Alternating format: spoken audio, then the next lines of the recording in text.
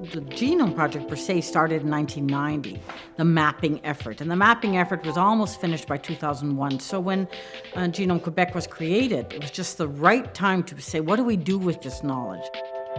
Il y avait un projet à Québec qui était intéressant, c'est-à-dire Biocontact avec Martin Godbout. Et ce qui est arrivé, c'est que les gens ont constaté qu'il y avait quelque chose de plus qu'on devait faire à partir de ça et à partir des connaissances qu'on avait de l'ADN, de la génomique et tout ça.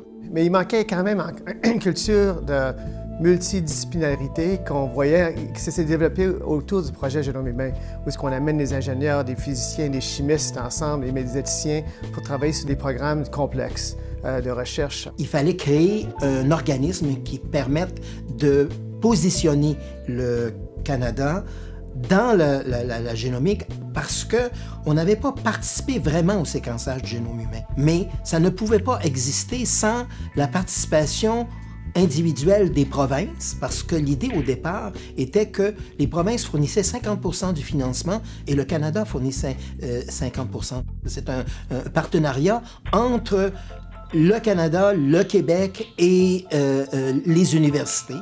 Et c'est ce qui est apparu dès les premiers concours de Génome Canada, où le Québec s'est distingué et où les chercheurs qui s'étaient concertés sont apparus de façon absolument évidente, mais ce qu'on savait déjà, comme des chercheurs de tout premier rang.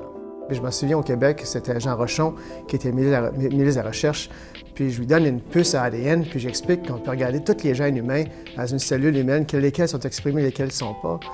Jean regarde ça, je lui dis « Wow, c'est extraordinaire! » Mais je sais que la puce avait fait le tour du cabinet à Québec, parce que la ministre Marois, qui était ministre de la Santé, avait démontré la puce à quelqu'un de mes collègues le lendemain. Le gouvernement fédéral avait pris l'initiative de créer Génome Canada. Il allait de soi que le Québec ne pouvait pas rester sur le bord de la route et qu'il fallait embarquer. Mais la conjoncture était très favorable pour embarquer. Quand Génome Québec est né, ça suivait de très près la création de Génome Canada. Alors, on a donné un gros coup de roue parce que c'est presque un demi-milliard de dollars d'investis au Québec, quand on inclut le fédéral, le gouvernement du Québec, le privé, les institutions, les centres d'excellence compris, là. C'était comme une journée très importante pour la ville, pour le Québec, puis pour le pays, le Canada, de voir là, que tout le monde ensemble disait que oui, nos chercheurs seraient compétitifs, oui, on ferait des grandes choses au Québec. J'étais très fier cette journée-là. Le modèle québécois a été regardé à travers le monde parce que ça fonctionnait. D'autres places ont essayé de mettre beaucoup d'équipements, mais sans donner de service. Donc, ça aidait un petit groupe de chercheurs. Ailleurs, ils ont mis des équipements sans créer une équipe de recherche autour des équipements. Mais Génome Québec a créé un centre d'innovation qui avait les deux.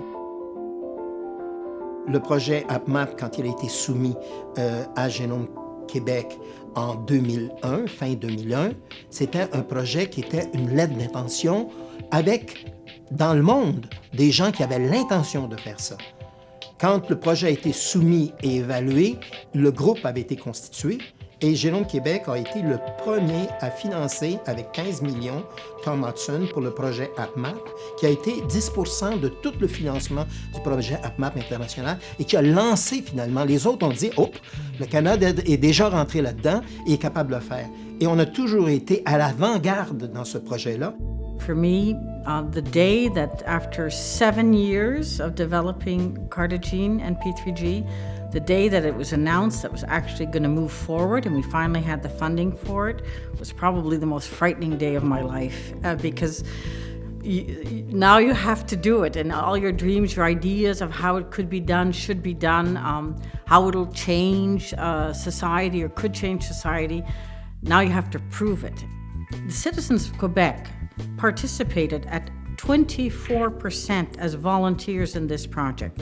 This is 3 times the average of any participation in these kinds of population reference maps, which means the partner for Genome Quebec in the Cartagene project are the citizens of Quebec who gave their time, their DNA, and participated for the future, for future generations. That's a whole new partner.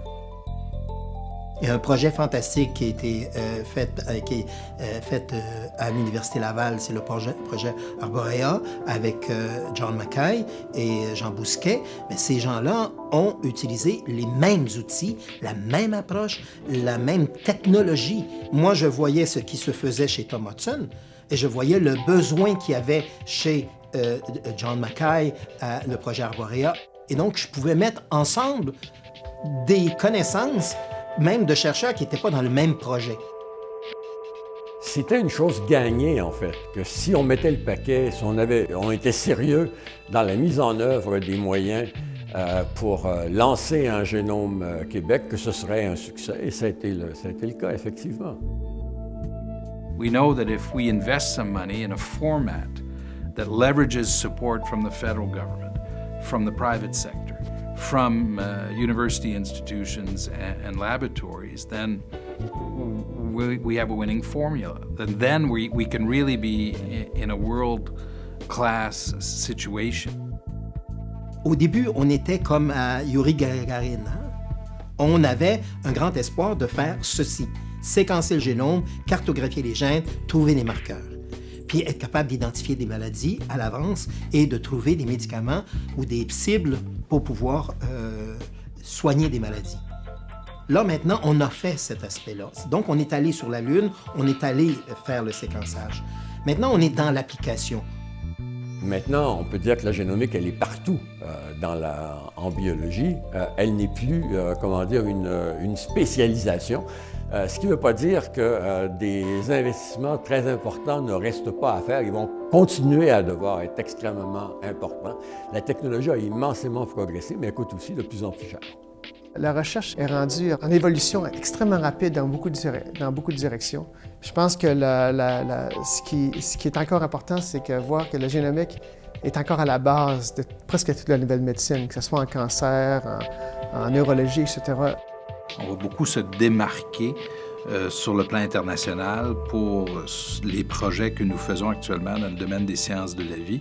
Et à l'intérieur de ça s'inscrit évidemment ce que nous allons faire dans le domaine de la génomique. There's a whole new energy coming from encouraging young people to think this way, this new way of doing science. So I think the sky's the limit as far as Genome Quebec can go.